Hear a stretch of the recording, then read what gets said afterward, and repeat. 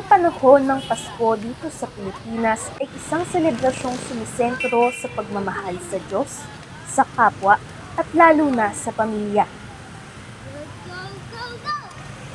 Ngunit sa likod ng mga nagkikindatang ilaw at nagkikinangang ngiti, ilan sa mga kababayan natin ang nakatakdang mawalay sa kanilang mga pamilya ngayong Kapaskuhan, kapalit ang pangako ng kabuhayan.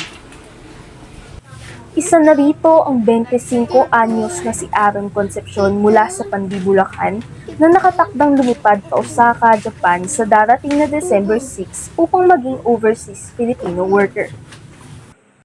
Bakit mo napili mag-OFW? Ito lang po ang alam kong paraan para mabigyan ko ng magandang buhay ang pamilya.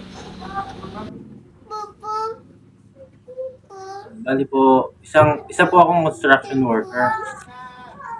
Bago po ako magdesisyon na mag-abroad.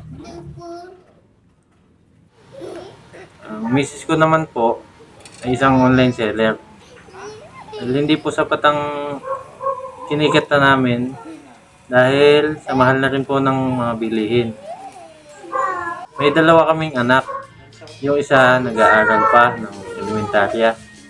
Ang isa naman ay maliit pa, gagatas pa.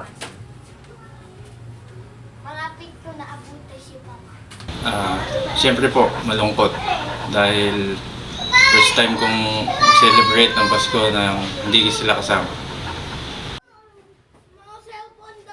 Pero kakayanin naman para sa pangarap.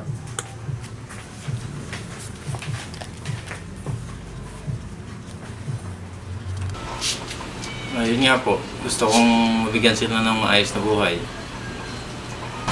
Tapos makapagnegosyo, makapundar ng bahay at lupa.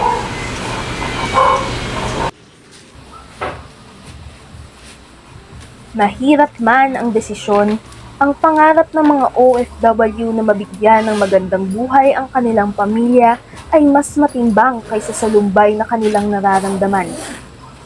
Sa kanilang paglipad, kaakibat nito ang hiling na sana'y palarin sa ibang bansa at makapiling muli ang kanilang mga mahal sa buhay sa susunod na mga Pasko. Sa ngalan ng katotohanan at malayang pamamahayag, ako si Michelle de la Cruz, nag-uulat para sa The Bullhorn.